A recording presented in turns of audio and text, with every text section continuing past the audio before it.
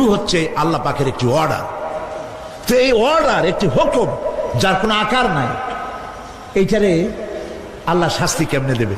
এই শাস্তি আপনি এই দুনিয়ায় বুঝতে পারবেন। হঠাৎ করে আপনার গ্রেফতারি পরোয়ানা জারি হয়ে গেছে, তখন একটা টেনশন ক্রিয়েট করে। এই শাস্তিটা কোথায় হয়? বডির উপরে না রুহের উপরে? রুহের উপরে হয়। ঘুমায় আছেন, স্বপ্নে দেখতেছেন বাঘে তাড়াইতেছে, বউ কাছে শোয়া, পুলিশে তাড়াইতেছে, বাঘে তাড়াইতেছে, সাপে তাড়াইতেছে, ঘেমে ভয়, আপনি ভয়তে ঘেমে হার্টবিট এত বাড়ছে, ঘুমের থেকে জেগে বউরে ধমকাচ্ছেন যে আমারে বাঘে তাড়াইলো, তুমি একেবারে নাক ডেকে জন্মের মতো ঘুমাইতেছ। বউ তো টেরই পায় নাই, ঠিক কিনা? এই যে বাঘে তাড়াইলো, পুলিশে তাড়াইলো, সাপে তাড়াইলো, ঘুমের মধ্যে কষ্টে ঘাম বেরিয়ে গেল, এই শাস্তিটা কিছুর উপরে হইল? রুহের উপরে। এটা আল্লাহ দেখাই দিলেন, মরার পরে এর থেকে মারাত্মক কঠিন শাস্তি রুহের উপরে হবে। তারপরে বডি বানানো হবে জাহান্নামে দেওয়ার জন্য।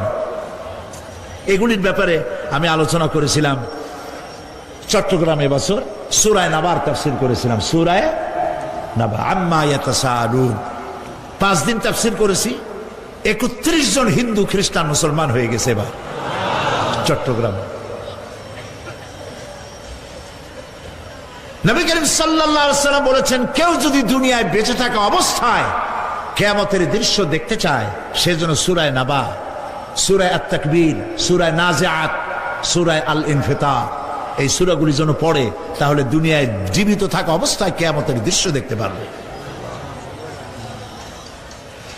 ঈমানদার ব্যক্তি, যে ব্যক্তি মরার সময় মুখে উচ্চারণ করতে পেরেছে লা ইলাহা ইল্লাল্লাহু মুহাম্মাদুর রাসূলুল্লাহ, জোরে সরে পড়েন লা ইলাহা লা ইলাহা লা ইলাহা লা ইলাহা ইল্লাল্লাহু মুহাম্মাদুর রাসূলুল্লাহ। কালেমা পড়ে মারা গেল। এরপরে কবরের ভিতরে মুনকার নাকির ফেরেশতা এসে হাজির হয়ে যাবে, প্রশ্ন করবে মান রব্বুকা। ঈমানদার ব্যক্তি বলবে রব্বি আল্লাহ। বলেন রব্বি আল্লাহ। আমার রব কে? আল্লাহ না, আল্লাহ। মোহব্বতের সাথে বলেন আল্লাহ। কেউ যদি হৃদয়ের গভীর কন্দর থেকে, কলিজার মধ্য দিয়ে, মনের মণিকোটা থেকে একবার যদি গভীর রাত্রে জেগে একবার যদি বলে আল্লাহ, আল্লাহ পাক 70 বার সাড়া দিয়ে জিজ্ঞেস করেন, বান্দা কি চাও বলো, আমি হাজির। কি মজার নাম আল্লাহ! এর থেকে মজার নাম পৃথিবীতে নাই। এই মজা বেশি পাবেন তাহাজ্জুদের সময়। সুবহানাল্লাহ বলেন। রাত জাগতে শিখুন, তাহাজ্জুদের নামাজের অভ্যাস করুন। সমস্ত নবীদের উপরে তাহাজ্জুদ পড়া বাধ্যতামূলক ছিল।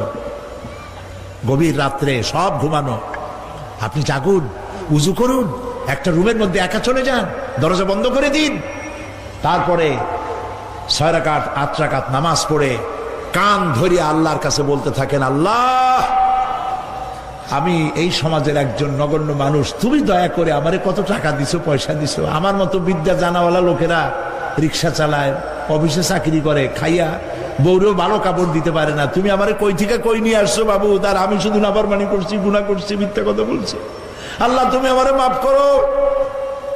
গভীর রাত্রে গুনগুন করে নিজের কানে ধরে অপরাধ স্বীকার করে কাঁদতে থাকেন আর ডাকতে থাকেন, ইয়া আল্লাহু ইয়া রহমানু ইয়া রহিমু ইয়া হাইয়ু ইয়া কাইয়ুম। পড়েন ইয়া আল্লাহু ইয়া রহমানু ইয়া রহিমু ইয়া হাইয়ু ইয়া কাইয়ুম। ইয়া আল্লাহু ইয়া রহমানু ইয়া রহিমু ইয়া হাইয়ু ইয়া কাইয়ুম। চোখের পানি ফেলে। নবীজি বলেছেন, আল্লাহর ভয়েতে গুনাহ করেছিল সেই লজ্জা করে, আল্লাহর ভয়েতে, জাহান্নামের ভয়েতে মানুষ যখন কান্দে, চোখের পানি নাকের অর্ধেক আসতে না আসতে আল্লাহ পাক তারে মাফ করে দেন। আল্লাহ পাক, মা বাচ্চা যদি কান্দে মা সইতে পারে বলেন? মায়ের চাইতে আল্লাহর মহব্বত কম না বেশি? মহব্বতকে আল্লাহ পাক 100 ভাগ করেছেন, 1 ভাগ সারা বিশ্বের মাঝে ছড়িয়ে দিয়েছেন, আর 99 ভাগ আল্লাহ তার নিজের মধ্যে রাখছেন। 1টা ভাগ ছেড়ে দিলেন পৃথিবীতে, সেই ভাগের থেকে যেটুকুন মুরগি পেল, মুরগি তার বাচ্চা ঠেকাবার জন্য চিলের সাথে লড়াই করে, শিয়ালের সাথে লড়াই করে, গরু হাতির সাথে লড়াই করে, মানুষ তার সন্তানকে বাঁচাবার জন্য জীবনটাও দিয়ে দেয়। 1টা ভাগের যতটুকুন পেলাম, সেই মহব্বত যদি আমার এত তীব্র হয় স্ত্রীর জন্য, সন্তানের জন্য, তাহলে 99টা ভাগ মহব্বত যে আল্লাহর কাছে বান্দার জন্য, তার দয়া কত বেশি। এই জন্য কবরের ভিতরে প্রশ্ন হবে, কে তোমার রব? মুমিন ব্যক্তি বলবে, রব্বি আল্লাহ, আমার রব আল্লাহ। ওয়ামা দীনুকা, তোমার দিন কি? বলবে, দীনুন আল ইসলাম। ওয়ামান নবিয়ুকা, তোমার নবীকে? ওই লোক বলবে, নবিয়ুনা মুহাম্মাদুর রাসূলুল্লাহ সাল্লাল্লাহু আলাইহি ওয়াসাল্লাম। হাদিস এসেছে, ওই সময় নবীজির চেহারা মোবারক দেখানো হবে, প্রশ্ন করা হবে, মা কুনতা তাকুলু ফি হাদার রাজুল, এই লোক সম্পর্কে তোমার ধারণা কি? লোকটি বলবে, হাদা নবিয়ুনা মুহাম্মাদুর রাসূলুল্লাহ সাল্লাল্লাহু আলাইহি ওয়াসাল্লাম, ইনি তো আল্লাহর রাসূল, আমার নবী। সঙ্গে সঙ্গে গায়েব থেকে আওয়াজ হবে, ফাফরিশু বিল জান্নাতি ওয়ালবিসু বিল জান্নাহ। ও আমার ফেরেশতারা, আমার বান্দার জন্য জান্নাতের বিছানা কবরের মধ্যে বিছায় দাও, আর আমার বান্দাকে জান্নাতের পোশাক পরায় দাও। জান্নাতের পোশাক পরায় দাও, জান্নাতের বিছানা বিছায় দাও, আর তার কবরটাকে প্রশস্ত করো, ইলা মাদ্দা বাসারা, যদ্দূর তার চোখের দৃষ্টি যায় অদ্দূর বড় বানায় দাও কবর। ফেরেশতারা বলবেন, নোম কানাউমুল উরুস, দুলামিয়া যেমন বাসর সজ্জায় বউ নিয়া ঘুমায়, তুমিও আরামে ঘুমায় থাকো, ইলা ইয়াউমিল কিয়ামা। ভাই সাহেব, এই পৃথিবীর সব ফাঁকিবাজি, মোহ, সব মোহ, স্ত্রী, পুত্র, পরিজন, মাল, ধন, কিচ্ছু না, কোনো দাম নাই। আল্লাহকে ভয় করুন, আল্লাহকে ভয় করে চলুন। ভয় তো করতে পারলাম না, এত বড় একটা রমজান মাস চলে গেল, রোজা আসছিল তাকওয়া সৃষ্টি করার জন্য, সারা জীবন রোজা রাখলাম, মুত্তাকি হইতে পারলাম না। এটা ঠিক কিনা বলুন? সারা জীবন রোজা রাখলাম, মুত্তাকি হইতে পারি নাই। এখনো মিথ্যা কথা বলি, ওজনে কম দেই, খাদ্যে ভেজাল দেই, কথা ঠিক কিনা? মিথ্যা কথা বলতেছেন, মিথ্যা কথা বলা কবিরা গুনাহ, মিথ্যা কথা বলা সমস্ত গুনার মা। কথায় কথায় মিথ্যা বলা হচ্ছে। দোকানদারি করতেছেন, কষ্ট করে মাল কিনছেন, লাভের জন্যই তো কিনছেন, মিথ্যা কন কেন? ওজনে কম দিচ্ছেন, ভেজাল দিতেছেন, ভেজাল দিয়া কম দিয়া কয় টাকা উপার্জন করবেন? আর কতগুলি খাইতে পারবেন আপনি? চাউলের মধ্যে তুষ দিলেন, কুড়া দিলেন, পাথর দিলেন। আহারে মুসলমান, কি কপাল পোড়া! ওজন দিতে গিয়া একটু খিস দিয়া ধরে যেদিকে পাথরটা, আর মালটা যেদিকে সেদিক টেটু নিচু করে দেয়। যে কেনে সে মনে করে মাশাআল্লাহ, লোকটা তো খুব ভালো, আমার তো বেশি দিছে। কিন্তু বাড়ি যেয়ে দেখবেন আপনারা 14 গ্রাম কম দিছে। ও 14 গ্রাম তো না, এখন তো গ্রাম বলে, আগে তো আমরা ছটক মটক বলছি, এখন গ্রাম বলে সুবিধার জন্য। এগুলি কি আমি বানায় বলতেছি না? কথা ঠিক। লাভটা কি? কি লাভ? জমিনের আইল ঠেলতেছেন, পরের জমিন দখল করতেছেন, বোনেরে ঠকাইছেন, ভাইরে ঠকাইছেন, ভাইয়ের সম্পত্তি ফেরত দেন নাই। আহা, এই যে দুরবস্থার সৃষ্টি হলো, আমলের পরিবর্তন হলো না। মসজিদ বানাইছি সব দালান, মসজিদগুলি সব বিল্ডিং হয়ে গেছে। নবী করিম সাল্লাল্লাহু আলাইহি ওয়াসাল্লাম বলেছেন, মাসাজিদুহুম আমিরাতুন ওয়া হিয়া খারাবুম মিনাল হুদা, মসজিদগুলি সব দালান হয়ে যাবে শেষ যুগে। এগুলি নবী করিম সাল্লাল্লাহু আলাইহি ওয়াসাল্লাম ভবিষ্যৎবাণী। মসজিদগুলি কি হবে? সব বিল্ডিং হয়ে যাবে। ওয়া হিয়া খারাবুম মিনাল হুদা, হেদায়েত থেকে খালি হয়ে যাবে। হেদায়েত নাই, খালি মসজিদ, building, tiles, mosaic, air condition সব আছে, হেদায়েত নাই। কবি বলতেছেন মসজিদ তো বানালি হ্যায় सब भर में ईमान की हरारत वालों ने, मन पुराना पापी रहा बरसों में नमाजी बनना सिखा। মন চাইছে তাড়াতাড়ি করে মসজিদ একটা বানাই ফেলাইছে, কিন্তু বছর বছর নামাজ পড়লো, মন সেই পুরানা পাপী রয়ে গেছে, সেই পাপ থেকে সে বাঁচতে পারে নাই। এই জন্য বিশ্বকবি আকবাল বলেন मस्जिद में मरसिया खाए के नमाजी न रही, मस्जिद में मरसिया खाए के नमाजी न रही, यानी वो साहिबे औसाफ हिजाजी न रही। मस्जिद আটকানতেছে আমার সেই নামাজি কই, যেই নামাজিরা যখন নামাজ পড়তো পাখি এসে মাথার উপরে বসতো, পাখিতে বুঝতে পারতো না যেটা মানুষ না গাছ। সুবহানাল্লাহ। আর এখন ইমাম যদি নামাজ পড়তে আত্মাহিত করতে দেরি করে, ধীরে ধীরে পড়তেছে, পিছন থেকে সিগন্যাল মারা শুরু করে, বেয়াদব। ইমাম যদি নামাজের মধ্যে, ইমামকে কখনো গলায় কাশি দিয়ে আপনি ডিকটেট করতে পারবেন না, বেয়াদবি, নামাজ নষ্ট হয়ে যাবে। অনেকে করে কিনা বলো, ওর নিজেরটা শেষ হয়ে গেছে, এই জন্য ইমাম করে না কেন, সেই জন্য কাশি দেয়। এটা ফাজলামি করার জায়গা না। প্রিয় ভাই সব, সুতরাং আমল যদি ভালো না হয় মসজিদ সুন্দর বানায় লাভ হবে না। আমল যদি ভালো না হয় সুন্দর জামা টুপি পরে কোনো লাভ হবে না। শরীরে হয়েছে ক্যান্সার আর মাথায় মাখতেছে লক্ষ্মী বিলাসের তেল, লাভ আছে? বলেন লাভ আছে? কোনো লাভ নাই। আমল পরিবর্তন, মিথ্যা ছাড়তে হবে, মিথ্যা ছাড়তে হবে। ওয়াদা করতে পারবেন যে মিথ্যা আর বলবো না? পারবেন? ওজনে কম দেব না, ওয়াদা করতে পারবেন? জমিনের আইল ঠেলবো না, পরের হক নষ্ট করবো না, অহংকার করবো না, পারবেন? তাহলে জান্নাতের রাস্তা ক্লিয়ার হবে, নইলে ক্লিয়ার হবে না। ওয়াদা করি, বলেন ইয়া আল্লাহ। দুই হাত উঁচু করেন, বলেন ইয়া আল্লাহ, তোমার পবিত্র নামে কসম করি,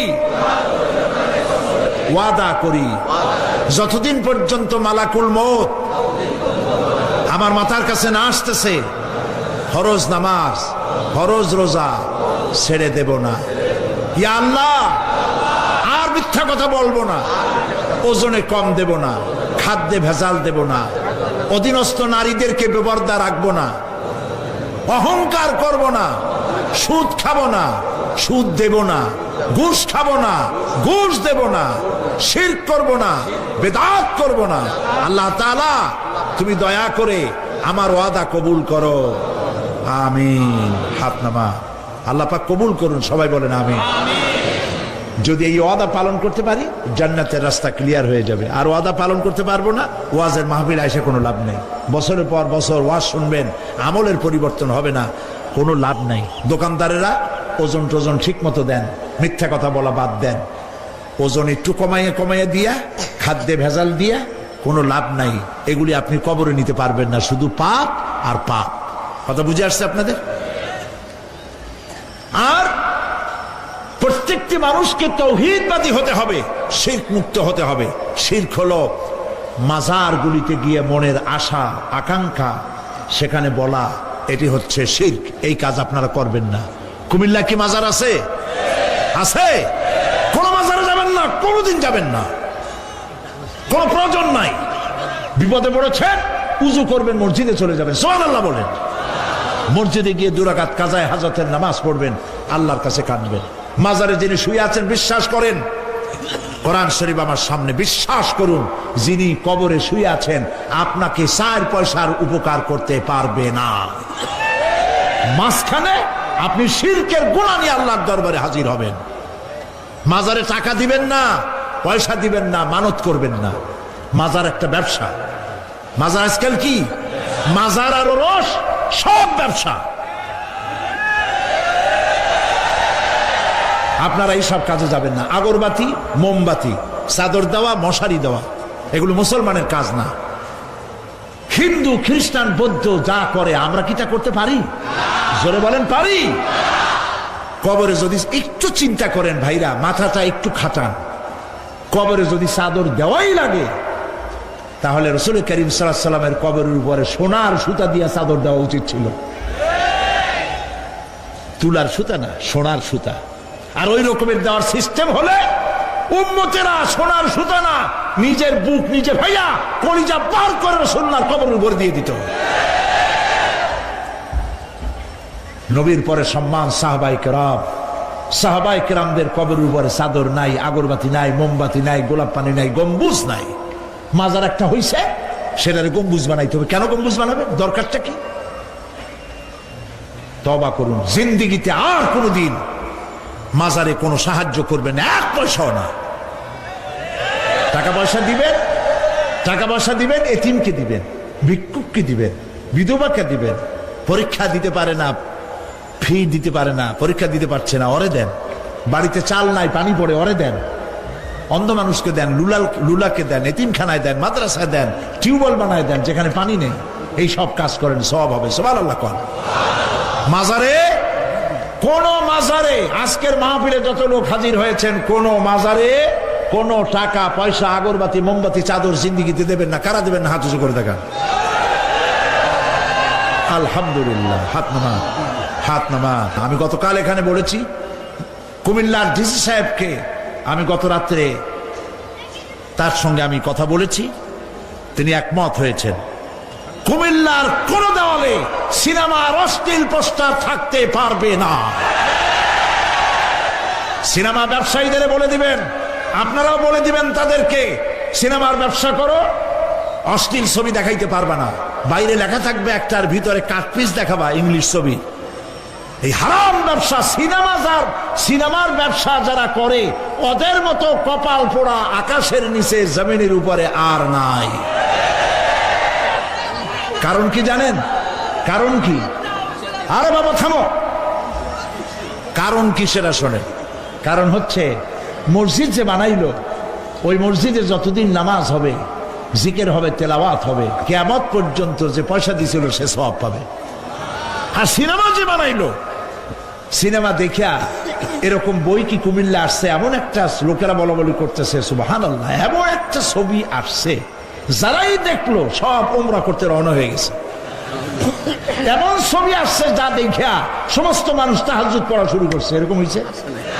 যত ছবি আসলো, ছবি দেখলো, পরের মেয়ে কেমনে হাইজ্যাক করবে, কেমনে ব্রিফকেসের মধ্যে বন্দুক, রাইফেল গুলি ভাঙ্গে চুরে থুইয়া 10 তলার গ্লাস ভাঙ্গা লাভ দিয়ে পড়িয়া, খালের মধ্যে পড়িয়া, নদীর মধ্যে দিয়ে ফুড়িয়ে উঠে পাহাড়ের উপর দিয়ে পরের মেয়ে নিয়ে দৌড় দিল।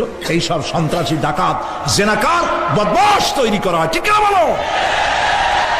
এই সিনেমা যারা বানাইছো, কান খুলে শোনো। এই সিনেমা যারা দেখতে আসলো, জোহরের নামাজ গেল, মাগরিবের নামাজ গেল, আসর গেল, এশার নামাজও গেল, ঠিক কিনা?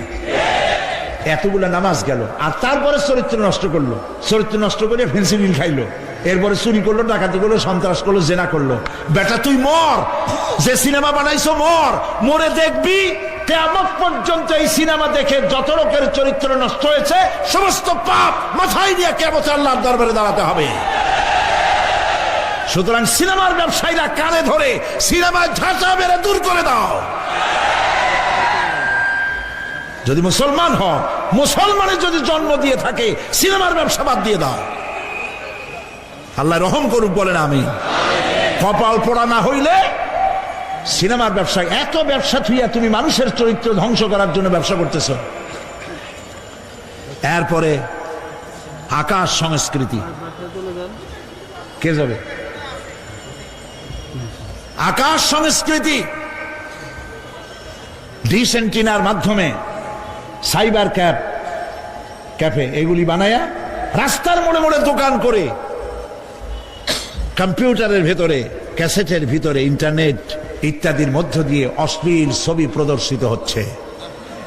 রাস্তার মোড়ে মোড়ে উঠতি বয়সের যুবক যুবতী মেয়েগুলি নষ্ট হয়ে যাচ্ছে। নাউজুবিল্লাহ বলে।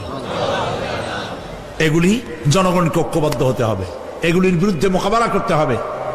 সরকারকে এগিয়ে আসতে হবে অশ্লীলতা বন্ধ করার জন্য। কারণ আল্লাহ পাক বলেছেন, প্রকাশ্য এবং গোপনীয় সব রকমের অশ্লীলতা আল্লাহ পাক হারাম করে দিয়েছেন। অশ্লীল কোনো কাজ করা যাবে না। প্রিয় ভাই সব, আমরা যদি আমাদের আমলকে গঠন করতে পারি কিয়ামতের দিন নাজাত পাবো। আমল যদি গঠন করতে না পারি তাহলে কিয়ামতের দিন বাঁচার কোনো উপায় নাই। প্রিয় ভাইয়েরা, এই জন্য আল্লাহ রাব্বুল আলামিন কোরআনে কারীমের মধ্যে বলেছেন, আল্লাযী খালাকাল মাউতা ওয়াল হায়াতা লিয়াবলুয়াকুম আইয়ুকুম আহসানু আমালা। আমি পরীক্ষার জন্য এই জীবন দিয়েছি, তোমাদেরকে পরীক্ষা হবে। এই পরীক্ষা, জীবন আর মৃত্যু দুটি জিনিস দিয়েছি পরীক্ষা করার জন্য। এই পরীক্ষার জন্য তোমরা পাস করতে পারো। পরীক্ষা আসছে, এখন প্রশ্নপত্র সব ফাঁস করে দেওয়া হয়েছে। প্রশ্নগুলি সঠিকভাবে আদায় করুন, প্রশ্নগুলি পড়ুন এবং জীবনটাকে সেইভাবে গড়ুন। নামাজটা সহি করে আদায় করুন। বহু মুসলমান আছে নামাজই পড়ে না, নামাজ পড়তে জানেও না। নবী করিম সাল্লাল্লাহু আলাইহি ওয়াসাল্লাম বলেছেন, সাল্লু কামা রাআইতুমুনি উসাল্লি, নামাজ পড়ো সেইভাবে যেভাবে আমাকে তোমরা পড়তে দেখো। সুবহানাল্লাহ। আর রাসূলুল্লাহ কেমনে নামাজ পড়তেন, এইটা বর্তমান বিশ্বের শ্রেষ্ঠ হাদিস বিশারদ আল্লামা নাসিরউদ্দিন আলবানী তিনি ইন্তেকাল করেছেন। আল্লাহ পাক তাকে জান্নাতুল ফেরদাউসের মেহমান বানায়নি, বলেন আমিন। তার লেখা বই আছে রাসূলুল্লাহ সাল্লাল্লাহু আলাইহি ওয়াসাল্লামের নামাজ। বইয়ের নাম রাসূলুল্লাহ সাল্লাল্লাহু আলাইহি ওয়াসাল্লামের নামাজ। ছোট্ট একটা বই। এই বইটা আপনারা কিনবেন। এই বইটা যেভাবে লেখা আছে নামাজ সেইভাবে পড়বেন। নামাজ রাসূল করিম ঠিক যেভাবে পড়েছেন ওইভাবেই লেখা আছে। আপনি আন্দাজে পড়লে হবে না, টুকুর টাক্কুর করে কয়েকটা সেজদা দিলেই হবে না। তা দিলে আর কান, একটা সেজদা থেকে আরেকটা সেজদার মাঝখানে সময় দিতে হবে, রুকু থেকে দাঁড়ায় সময় দিতে হবে, ধীরে ধীরে নামাজ পড়তে হবে। অথচ আমরা নামাজ পড়ি সব থেকে ব্যস্ততার সাথে, দ্রুত, রকেট সার্ভিস। কোরআন শরীফের ভিতরে নামাজের গুরুত্ব সর্বাধিক দেওয়া হয়েছে। নামাজের কথা কয়বার বলা হয়েছে? 82 বার। 82 বার আল্লাহ পাক বলেছেন নামাজ আদায় করো, 82 বার বলেছেন। আর নবীজি বলেছেন, লা দীনা লিমান লা সালাতা লাহু, যার কাছে নামাজ নাই তার কাছে দিন বলে কোনো জিনিস নাই। মান তারাকা সালাতান মুতাআম্মিদান ফাকাদ কাফারা, ইচ্ছে করে যে ব্যক্তি নামাজ ছেড়ে দিল কাফের হয়ে গেল, বলেন নাউজুবিল্লাহ। কিয়ামতের দিন, বুখারী শরীফের হাদিস, আল্লাহ পাকের নবী বলেছেন কিয়ামতের দিন সর্বপ্রথম আল্লাহ জিজ্ঞেস করবেন, বান্দা নামাজ পড়ছো কিনা। প্রথম প্রশ্ন কি বলেন? প্রথম প্রশ্ন কি? যার নামাজ কবুল তার সমস্ত নেক আমল মঞ্জুর, যার নামাজ কবুল হবে না কোনোটাই মঞ্জুর হবে না। কথা বুঝতে পেরেছেন? নামাজ সঠিকভাবে আদায় করতে হবে। নবী করিম সাল্লাল্লাহু আলাইহি সাল্লাম ইন্তেকালের 5 দিন আগে থেকে জ্বর আক্রান্ত হলেন, রোগাক্রান্ত হলেন, জ্বরে আর মাথার যন্ত্রণায় অস্থির হয়ে যেতে লাগলেন। বেহুশ হন, আবার হুশ হন। যেদিন তিনি ইন্তেকাল করবেন তার আগের দিনেও তিনি জোহরের নামাজ পড়ার জন্য সাহাবীদের কাঁধের উপরে ভর দিয়ে নামাজ পড়তে গেছেন। পা উঁচু করে নিতে পারেন নাই, পা টেনে টেনে নিয়েছেন।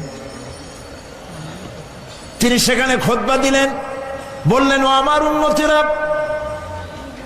এই পৃথিবীতে আল্লাহ রাব্বুল আলামিন তার এক বান্দাকে পৃথিবীর সব জাগতিক সম্পদ দিতে চেয়েছিলেন, কিন্তু সেই বান্দা সব জাগতিক সম্পদকে উপেক্ষা করে আল্লাহর সঙ্গে দিদার করা বেশি পছন্দ করেছেন। কেউ কিছুই বুঝলো না। হযরত আবু বকর রাদিয়াল্লাহু তাআলা আনহু খুব কাঁদতে লাগলেন।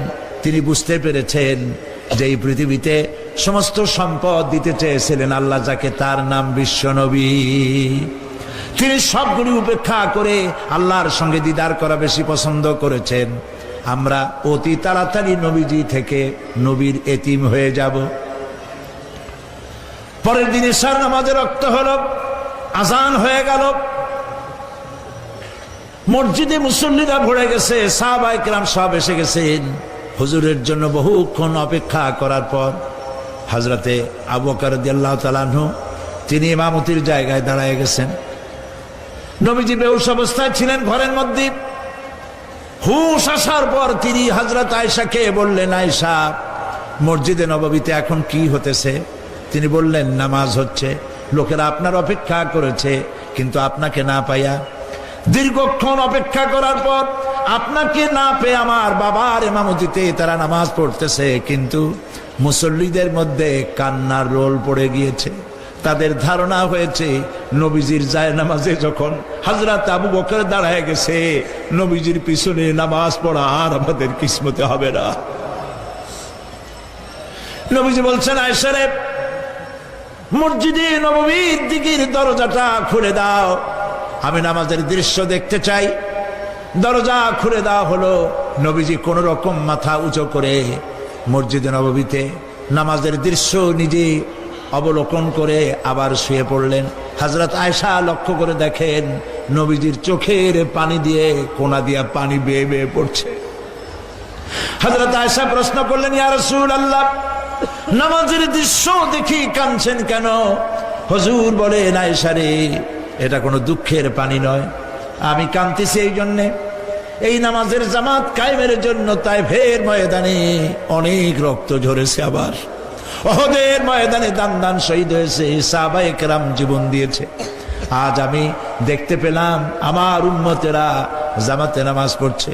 আমার ধারণা হলো ভবিষ্যতে কিয়ামত পর্যন্ত আমার উম্মতেরা এইভাবে জামাত বন্দী হয়ে নামাজ আদায় করবে। নবীজি আবার বেহুশ হয়ে পড়লেন। মসজিদে নববী থেকে আজ আর কেউ বাড়ি যায় না, সবাই কান্দে। আজ রাত বোধহয় নবীজি কাটাবেন না। মেয়েরা কাঁদতেছে, সাহাবায়ে কেরাম কাঁদতেছেন, আজওয়াজে মুতাহারাত তারা কাঁদতেছেন। নবীজির আবার হুঁশ হলো, তাকায় দেখেন ঘরের মধ্যে কান্নাকাটি, মসজিদে নববীতে কান্নাকাটি। সব থেকে বেশি কাঁদতেছেন মা ফাতেমা। নবীজি হযরত ফাতেমার কান্না দেখে ইশারা করলেন, কাছে আয়। হযরত ফাতেমা রাসূলের কাছে গেলেন। নবীজি কানে কানে কি যেন বললেন, কান্নাটা বন্ধ হয়ে গেল। হযরত আয়েশা জিজ্ঞেস করলেন, মা, তোমার আব্বা তোমার কানে কি বললো আর কান্না বন্ধ হয়ে গেল? হযরত ফাতেমা বলে, আম্মাজি, আমার আব্বা আমাকে বললেন, মা ফাতিমা, তোমার কান্না আমার বরদাস্ত হয় না, কেঁদো না, আমি মৃত্যুর পরে সকলের আগে তোমার সাথে আমার দেখা হয়ে যাবে। হযরত ফাতেমা বলছেন, আম্মাজি, আমি বুঝতে পেরেছি আমার আব্বার এই কথার অর্থ কি। নবীজির ইন্তেকালের পরে আত্মীয় স্বজনের মধ্যে সবার আগে আমার মৃত্যু হবে, আর আমার পিতার সাথে আমি মিলিত হতে পারবো। রাত যখন শেষ হয়ে এলো, নবীজির হুঁশ হয়েছে। তাকায় দেখেন হযরত জিবরাইল দাঁড়ানো। হযরত জিবরাইল নবীজির চেহারা মোবারকের দিকে তাকায় বলেন, আসসালামু আলাইকা ইয়া রাসূলুল্লাহ। আল্লাহ আপনাকে সালাম বলেছেন, আর আল্লাহ পাক জানতে চেয়েছেন আপনার মুখে আপনি কেমন আছেন। আল্লাহ জানেন আপনার অবস্থা কি, তারপরেও আপনার মুখে শুনতে চেয়েছেন আপনি কেমন আছেন। নবীজি বলছেন, জিবরাইল, বড় কষ্টে আছি, বড়ই যন্ত্রণা, বড়ই কষ্ট। হযরত জিবরাইল বলছেন, ইয়া রাসূলুল্লাহ, আজকে এক নতুন ফেরেশতা আমি সাথে করে নিয়ে এসেছি। এই ফেরেশতা পৃথিবীর কোন নবী অথবা কোন মানুষের কাছে যাওয়ার জন্য অনুমতি চায় না। আজ আপনার কাছে অনুমতি ভিক্ষা চায় কাছে আসার জন্য। ওই ফেরেশতার নাম হচ্ছে মালাকুল মউত।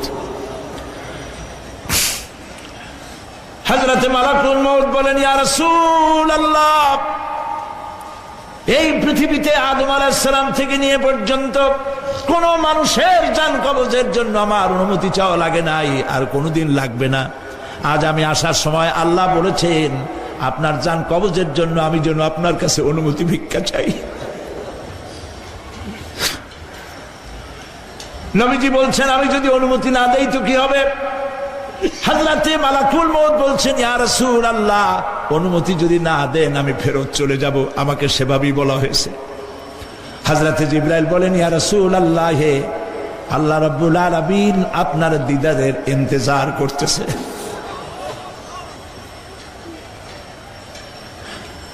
নবীজি বলছেন, মালাকুল মউত, তুমি জান কবজের কাজ শুরু করো।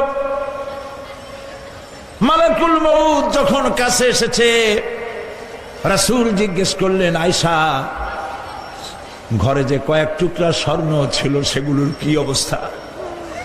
ছোট ছোট 6 টুকরা স্বর্ণ ছিল। হযরত আয়েশা বলছেন, হুজুর, আমি এগুলো রেখে দিছি। হুজুর বলছেন না, রাখতে পারবে না, আমার ইন্তেকালের আগে খয়রাত করে দাও। মুহাম্মদ সাল্লাল্লাহু আলাইহি ওয়াসাল্লাম আল্লাহর কাছে অবস্থায় উঠবে না যে তার ঘরের ভিতরে সোনা ছিল, দিয়ে দাও, খয়রাত করে দিয়ে দাও। হযরতে মালাকুল মউত রাসূলের জান কবজ শুরু করে দিলেন। রাসূলুল্লাহ জীবনের শেষ কথা বললেন, আসসালাত আসসালাত ওয়া মা মালাকাত আইমানুকুম। আমার উম্মতেরা, বিদায় লগ্নে বলে গেলাম, নামাজ নামাজ নামাজ ছেড়ে দিও না।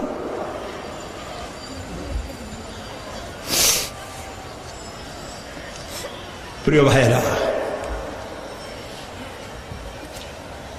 নবী করিম সাল্লাল্লাহু আলাইহি ওয়াসাল্লাম জীবনের শেষ কথা বলে গেছেন নামাজ। সেই নামাজে আমাদের যত সব অবহেলা, স্ত্রীকে নামাজ পড়ান, বউকে নামাজ পড়ান, ছেলে মেয়েকে নামাজ পড়ান। দোকানদার ভাইরা যখন আজান হয়ে যাবে দোকান বন্ধ করে দেন, আপনি আপনার কর্মচারীরা নামাজ পড়তে যান। যতটুকু সময় নামাজ পড়তে গেছে এই সময় বিক্রি করলে যা লাভ হইতো, এরপরে বিক্রি করলে আল্লাহ 10 গুণ বেশি বরকত দিতে পারেন। পারেন কিনা? পারেন কিনা? পারেন। আল্লাহর বিশ্বাস করেন, আল্লাহ আপনার বরকত দিবে। আপনার কর্মচারী, দোকানদারে, বাড়ি ঘরে স্ত্রী পুত্র পরিজন যারা আছে সবাইকে নামাজি বানান। নামাজি বানাবার জন্য চেষ্টা করেন। নামাজ রোজা ইত্যাদি করুন। মিথ্যা বলবেন না, ওজনে কম দিবেন না, খাদ্যে ভেজাল দিবেন না, ঘুষ খাবেন না, ঘুষ দিবেন না, মানুষের উপর অত্যাচার করবেন না, কাউকে কষ্ট দিবেন না, মানুষ যেন আপনার ব্যবহারে কষ্ট না পায়। আল্লাহ পাক বলেছেন, ওয়াকুলু লিন্নাসি হুসনা, মানুষের সাথে সুন্দর সুন্দর কথা কও। নবী করিম সাল্লাল্লাহু আলাইহি ওয়াসাল্লাম বলেছেন, মানুষের সাথে যদি হাসি মুখে কথা বলো, একটা সদকা দেওয়ার সমান সওয়াব হয়ে যাবে। মানুষকে ভালোবাসো, গরিবদের ভালোবাসো, তাদের অর্থ করি দাও, পয়সা করি দাও, তোমার যা আছে দিতে থাকো। কুয়ার পানি যত উঠাবেন তত কুয়ার পানি ভালো থাকবে, আর পানি উঠাবেন না, কুয়ার পানি পয়সা যাবে। এই জন্য আল্লাহর রাস্তায় পয়সা যত ইনকাম হচ্ছে খরচ করতে থাকেন, আল্লাহ পাক দিতে থাকবেন।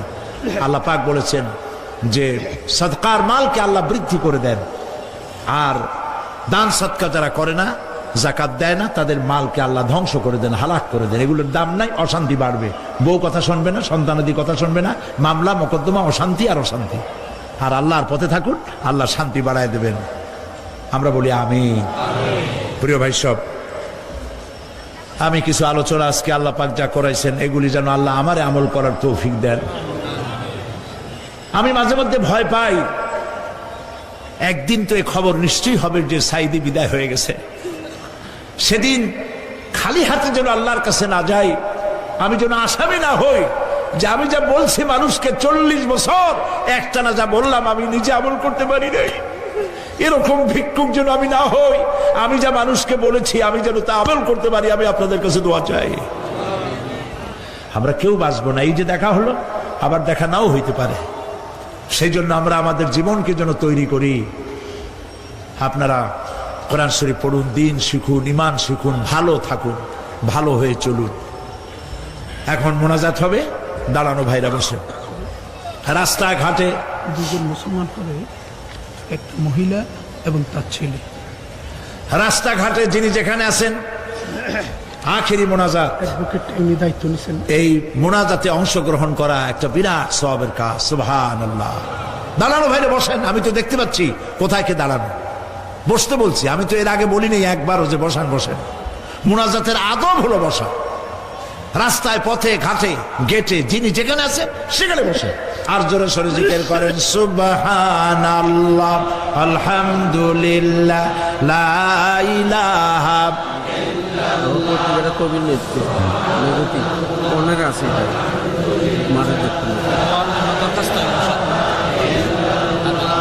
সুবহানাল্লাহ, ইসলাম সদস্য নজরুল ইসলাম, সুবহানাল্লাহ, আলহামদুলিল্লাহ, লা ইলাহা ইল্লাল্লাহ। জোরে করেন, সুবহানাল্লাহ, আলহামদুলিল্লাহ, লা ইলাহা ইল্লাল্লাহ, লা ইলাহা ইল্লাল্লাহ, মুহাম্মাদুর রাসূলুল্লাহ। দুইজন অমুসলিম হিন্দু মুসলমান হওয়ার জন্য এসছেন, মা এবং ছেলে। মা এবং ছেলে মা আছেন মহিলা প্যান্ডেল পাশে, এই পেছনে মহিলা প্যান্ডেলে মা আছেন। তার পূর্ব নাম হলো হাসিরানী শীল, রামনগর বাড়ি, জাঙ্গালিয়া, কুমিল্লা। বর্তমান নাম পছন্দ করেছে ফাতেমা বেগম। আর তার ছেলে নাম হলো সুমন চন্দ্রশীল। কই দাও। সুমন চন্দ্রশীল। বর্তমান নাম পছন্দ করেছে মোহাম্মদ ওমর ফারুক। মাশাআল্লাহ। এর এফিডেভিট সরকারি নিয়ম অনুযায়ী অ্যাডভোকেট নাজির আহমদ হুসাইনি আগামীকাল তাদের এফিডেভিটের ব্যবস্থা করে দেবেন। আলহামদুলিল্লাহ বলে এখন তারা মুসলমান হবে।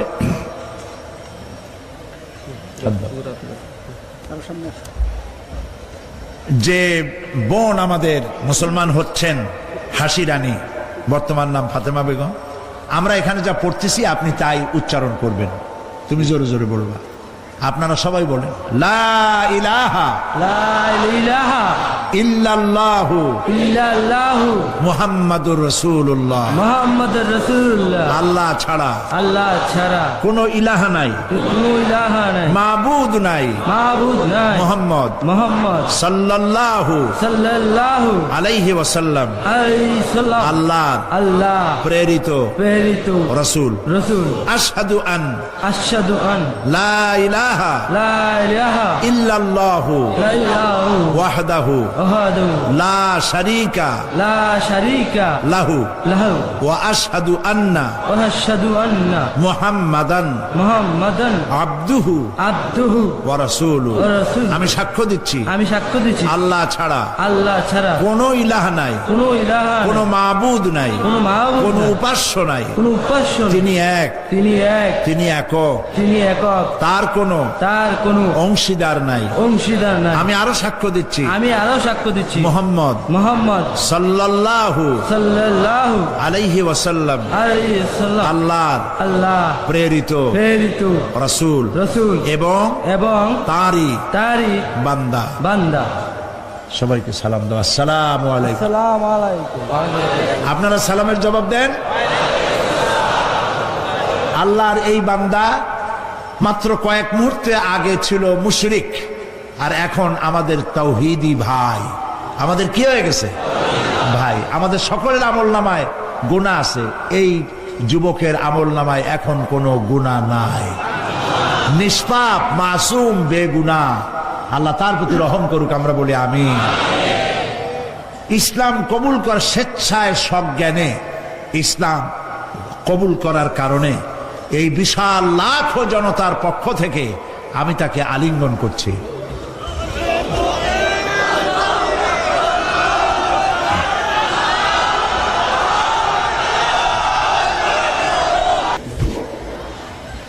এখন মোনাজাত হবে, মোনাজাতের পর আজান হবে।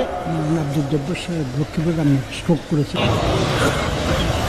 রব্বানা যালামনা أنفسنا وإن لم تغفر لنا وترحمنا لنكونن من الخاسرين।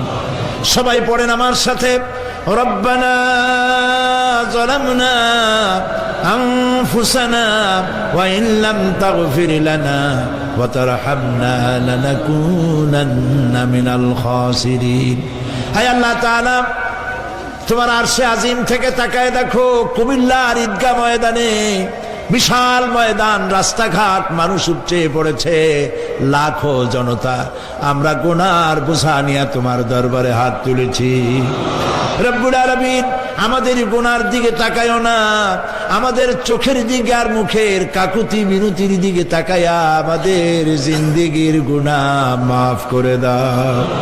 রব্বুল আলামিন, সারা জীবন নাফরমানি করেছি, শিরক বিদআত সহ এমন কোন গুনাহ নাই যা কম বেশি আমরা করি নাই। আল্লাহ তাআলা দয়া করে আমাদের জীবনের গুনাহ মাফ করে দাও।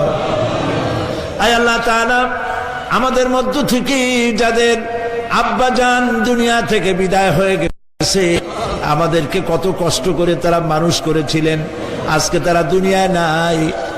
আল্লাহ তাআলা, বিদেশে যদি আত্মীয় স্বজন চলে যায়, মাসে মাসে অথবা প্রতিদিন টেলিফোনে খবরও পাওয়া যায়, আমাদের মা বাপ দুনিয়া থেকে বিদায় হয়ে গেছে বছরের পর বছর, যুগের পরে যুগ, কি অবস্থায় আছে কোনো খবর জানি না।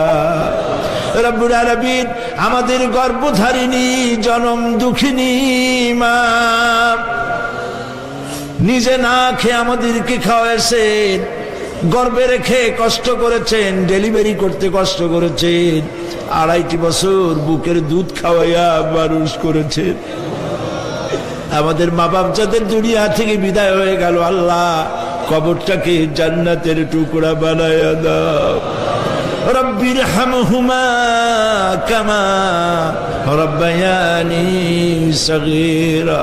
সবাই পড়েন রব্বির হামহুমা কামা রব্বায়ানি সগীরা। আয় আল্লাহ তাআলা, সারা পৃথিবীতে আজ মুসলমানদের বড়ই দুর্দিন, মুসলমানদের পক্ষে কথা বলার লোক আজ আর নাই। আল্লাহ তাআলা কাশ্মীরের মুসলমানেরা কষ্ট পেতেছে, তাদেরকে পাখির মতো গুলি করে হত্যা করা হচ্ছে। প্যালেস্টাইনি মুসলমানদেরকে অভিশপ্ত ইহুদিরা মারতেছে। আল্লাহ তাআলা, বাগদাদের যে ইরাকে অনেক নবীর মাজার আছে, মাহবুবে সুবহানি, কুতুবে রব্বানি, শেখ মহিউদ্দিন আব্দুল কাদের জিলানী রহমতুল্লাহ আলাইহি যে মাটিতে শুয়ে আছেন, মুসলমানের দেশ। আয় আল্লাহ তাআলা, কাফেরেরা সব ঐক্যবদ্ধ হয়েছে, মুসলমান দেশগুলি শেষ করে দেবে। আল্লাহ তোমার কাছে সাহায্য চাই। চেচনিয়া, বসনিয়া, প্যালেস্টাইন, কাশ্মীর সহ দুনিয়ায় যত জায়গায় মুসলমানেরা বিপদে আছে, আল্লাহ তুমি নিজে সাহায্য করো। রব্বুল আলামিন, আমরা মুসলমান, আমরা গুনাহ করেছি, সাহায্য চাবার মতো যোগ্যতা হারায় ফেলেছি। আল্লাহ আমরা স্বীকার করি আমরা গুনাহগার। আয় আল্লাহ, আমরা 1000 বার স্বীকার করি, নত শিরে স্বীকার করি আমরা গুনাহগার। কিন্তু একটা ভালো পরিচয় আমাদের আছে, সেই পরিচয়টা হলো আমরা তোমার হাবিবের উম্মত। আয় আল্লাহ তাআলা, তোমার হাবিবের সাদকায় আল্লাহ তুমি দুনিয়ার মুসলমানদের দিকে রহমতের নজরে তাকাও। আল্লাহ আমাদের জীবনের গুনাহ মাফ করে দাও। আল্লাহ মুসলমানদেরকে তুমি সাহায্য করো। রব্বুল আলামিন, কিয়ামতের দিন যেদিন পায়ের নিচে হবে তামার মতো মাটি, গুনাহগারের মাথার চান্দি ফেটে গিয়ে মগজগুলো গলে গলে পড়বে, জিহ্বাটা নাভিস্থল পর্যন্ত ঝুলে পড়বে, ময়দানে সারা পড়বে পানি পানি বলে। আল্লাহ ওই দিনে তোমার হাবিবের হাতের কাউসারের পেয়ালা আমাদের নসিব করে দিও। তোমার হাবিব বলেছেন, 3000 বছর ধরে তুমি জাহান্নামের আগুনকে উত্তপ্ত করেছো, রক্ত মাংসের শরীর নিয়ে আমরা আগুনে জ্বলতে পারবো না। আল্লাহ জাহান্নামের আগুন আমাদের জন্য হারাম বানায়া দাও। আল্লাহুম্মা আজিরনা মিনান নার। সবাই পড়েন আল্লাহুম্মা আজিরনা মিনান নার, আল্লাহুম্মা আজিরনা মিনান নার। আয় আল্লাহ তাআলা, আমাদের আকীদা, আমাদের বিশ্বাস হলো এই, আমরা এখন কোথায় বসা তুমি দেখতে পাচ্ছ, আমরা কি বলতেছি তুমি নিশ্চয়ই শুনতে পাচ্ছ। তুমি একটু তাকায় দেখো তো বাবু, এতগুলি হাত তো কোনো পীরের দরবারে ওঠে নাই, কোনো বাজারে গিয়ে ওঠে নাই, কোনো মন্ত্রীর কাছে ওঠে নাই, কোনো প্রেসিডেন্টের কাছে ওঠে নাই। রাজা ধীরাজ, সম্রাটের সম্রাট, বিশাল আকাশের মালিকের কাছে হাত তুলেছি, মালিক খালি হাতে ফেরত দিও না, মালিক খালি হাতে ফেরত দিও না। হে আকাশের মালিক, হে জমিনের মালিক, হে আমাদের রব, আমাদেরকে খালি হাতে ফেরত দিও না বাবু। আল্লাহুম্মা লা তারুদ্দানা খাইবিন, আল্লাহুম্মা লা তারুদ্দানা খাইবিন। আল্লাহ তাআলা একেবারে কিচ্ছু না দিয়া খালি হাতে ফেরত দিও না বাবু। কয়েক সেকেন্ড আমি আপনাদের জন্য ছাড়লাম, মাথা নিচু করুন, চক্ষু বন্ধ করুন, যার যা বলার বলেন, দোয়া কবুল হয়ে যাবে ইনশাআল্লাহ। বলেন, যার যা বলার দরকার মিনতির সাথে, কাকুতি মিনতি করে বলেন।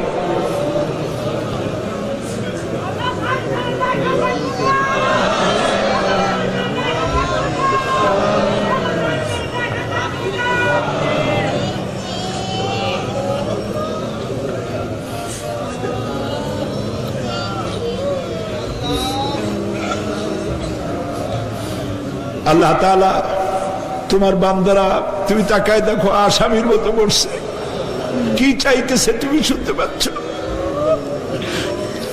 আমরা সবাই ভিক্ষুক। তুমি বলেছো ওয়াল্লাহু গানিয়ুন ওয়া আনতুমুল ফুকারা, আমরা ফকিরের গোষ্ঠী আর তুমি গানি, আমরা ভিক্ষুক আর তুমি দাতা।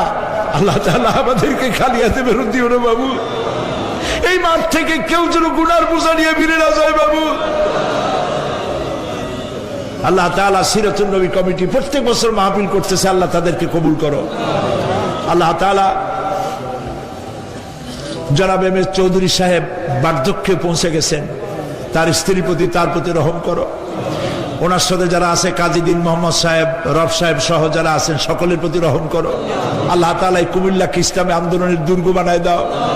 শিবিরের যে ছেলেটি ক্যান্সার রোগাক্রান্ত হয়েছে, ডাক্তার বলেছে ৩-৪ মাসের বেশি বাঁচবে না, কিন্তু তুমি ভালো জানো আল্লাহ পাক, আমরা এই ছেলেটির জীবন তোমার কাছে ভিক্ষা চাইতেছি বাবু, তুমি ভিক্ষা দিয়া না।